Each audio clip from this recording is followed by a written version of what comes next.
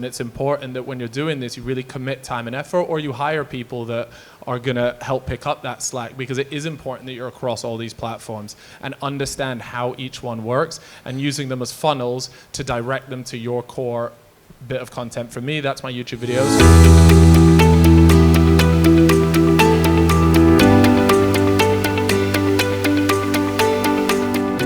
I'm going to start with you anyway, because I think that for you, we were talking earlier about the power that is YouTube and content creating, but can you tell us how it began? Because was it just an overnight idea, this what happened? But tell us, where the journey began. Yeah, so I mean, I've been doing this for 15 years now, which has been a pretty crazy journey, because the idea of an influencer back then, or a creator, was really, really different. In fact, YouTube at that time was genuinely just cat videos and occasionally a gaming video. And that's kind of where I stepped in. I played a lot of Call of Duty. When you're sort of 14, 15 years old, that was the game that we all played with our friends, and at school it was really popular. So naturally I decided, right, okay, I feel like I was the best out of my friendship group. I'm gonna make videos to prove to them that I'm the best. And I did that. I started filming it, posting it on YouTube, and I had a really squeaky voice at the time. And I didn't really think that would negatively impact me until I started reading the comments of these YouTube videos, and I got absolutely crucified. But the primary point of uploading them was to show my friends at school that I was better than them at the game. And it worked. So I was like, right, okay, I'm gonna continue uploading these YouTube videos. And over time, it became more and more acceptable to make these YouTube videos. And now to see the industry and the fact that we're sat here with, very successful people either side of me here, goes to show just how far the entire space has come. And the fact that we're sitting here talking about influencers seems absolutely insane, considering the amount of stick I got at school for uploading my gaming videos. Cal, do you feel like one of the originals, like a bit like a godfather of sort of creators? You say 15 years, and I'm thinking, God, 15 years, did I even have social media or anything? And when you're hearing like from Chris and from Livy, are you like, I could have told them, is that how you feel? Do you feel a bit of a guru in that sense? I'm not too sure if I'm going to take that much credit for it. I think it was just something that I was really passionate about at the time. I had a lot of fun doing, and I was just riding the wave. I think I was quite lucky that it sort of turned into what it is today, and I definitely reaped the benefits of being a first mover in the space, and I've been managed to ride that wave all the way to where we are now. So yeah, I mean, I've seen a lot. I've seen the industry change from what it was previously to what it is now. Like I said, to see this many people in a room seems quite surreal, because back then people wanted nothing to do with influencers. They didn't really understand the space. They would rather go and spend the money on a big A-list actor or whatever it was. So it's great to see that shifting, because I think there's just so much value in what we all provide here as creators or influencers, and there's something a lot more authentic about it as well. And ultimately in this day and age, that's what people are craving. So yeah. Well, I'm going to give you some credit, Cal, because you've diversified a lot. I mean, you're still not doing videos of yourself gaming Call of Duty now. You've kind of moved on, but that's the importance of it. You've seen where you need to go. So can you tell the audience a little bit more about where you saw gaps in the market, why you felt the need to do that, and is it about just being passionate about that? Yeah, I mean, for me, it's always been based on my current interests at the time. Like I said, I started with a lot of gaming videos. That's what me and my friends wanted to do. We had a lot of fun doing that. From there, it slowly transitioned into me doing a lot of football-related content. So football challenges with my friends. Some of the biggest viewed videos that we have on our channels are just genuinely extremely low-level production crossbar challenges. I think they've racked up sort of something like over 100 million views on YouTube between about 10 different videos. So it was absolutely insane. From there, then me and my friends, we wanted to start traveling and do sort of like lifestyle pranks, challenges, things like that. Again, it just followed what our genuine interests were. And as we were growing up, we were going through these different phases of what we were enjoying. So we filmed and did a lot of that content.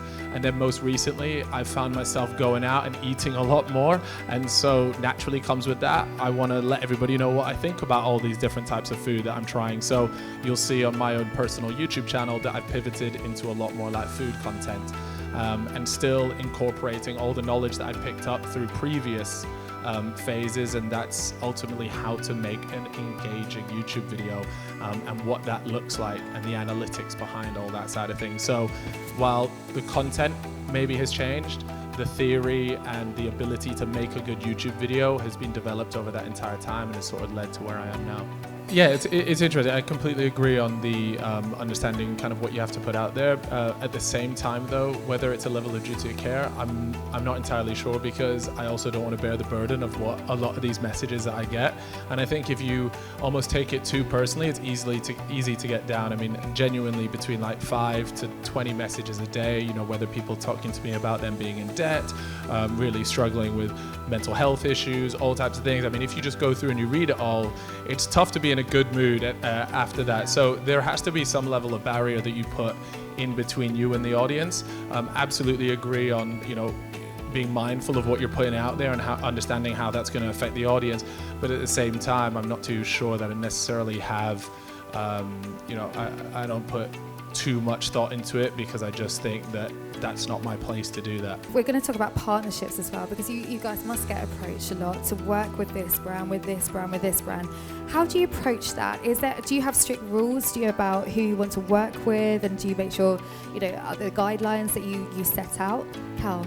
Yeah, absolutely. I mean, I think the most important thing is that we align in terms of, you know, will my audience like this? A lot of the times, you know, we get approached by all sorts of different companies trying to promote whatever it is. But the most important thing is, one, will my audience enjoy this, and will they actually respond well to it? And then secondly, is there a creative way for me to integrate this into my content? Otherwise, it's a lose-lose situation. If both of those boxes don't get ticked, we're both wasting our time, because at the end of the day, you're going to spend a bunch of money on me.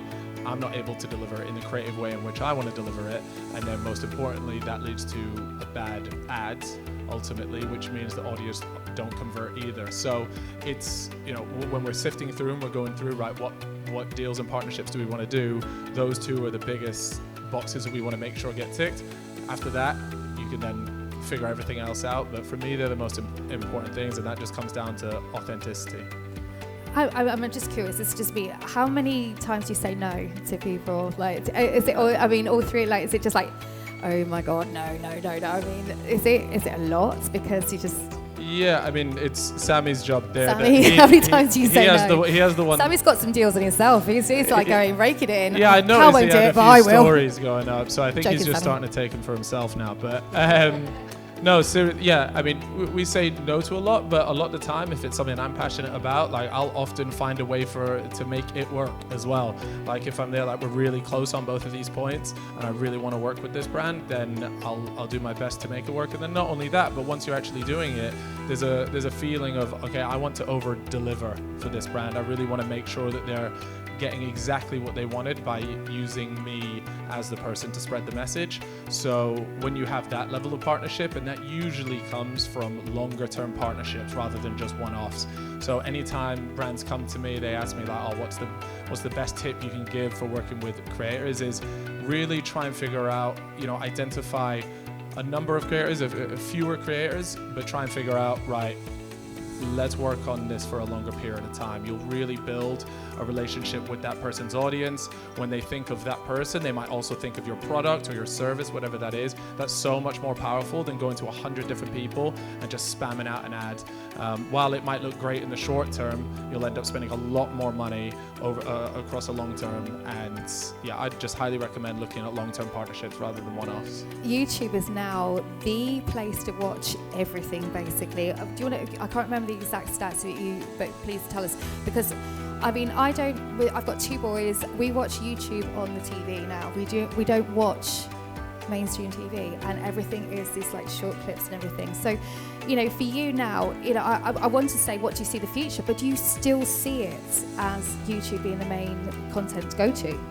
Yeah, absolutely. I think as you mentioned there, like YouTube recently announced that they are now the most consumed thing on televisions, which is amazing to hear, especially from my point of view. Not only do you get paid more per TV view, but also the fact that it allows me to really understand, okay, how are people consuming my content, right? So if the majority, I think on my stats are something like 47% of people watch my content on a TV, meaning that when people are consuming my videos, they're sat in their living room, maybe they're cooking while they're watching it.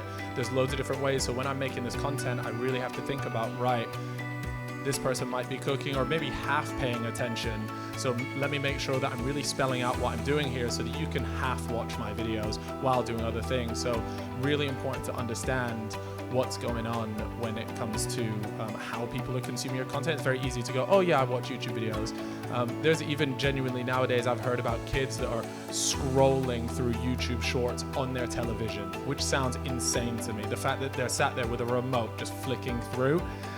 So that sounds nuts. I know that feeling, Callum. I know the feeling. Yeah, and then you obviously have short form as well, so it's really important to be across those. And it might sound quite daunting, particularly from a creator's point of view. It's like, oh my God, like I make YouTube videos, now you're telling me I have to make TikTok videos, shorts, Instagram, like there's so much going on. And the truth is, you do have to be across all of those, and it's important that when you're doing this, you really commit time and effort, or you hire people that are gonna help pick up that slack, because it is important that you're across all these platforms and understand how each one works and using them as funnels to direct them to your core bit of content. For me, that's my YouTube videos, so I'll use TikTok, Instagram to kind of put up clips, whatever that might be, to direct people back into my main long form bit of content where I monetize the most, and is ultimately where I build my community. So yeah, and in terms of the future, there's no doubt that it is going to be YouTube. I actually think that live streaming is going to really take over, and you'll notice that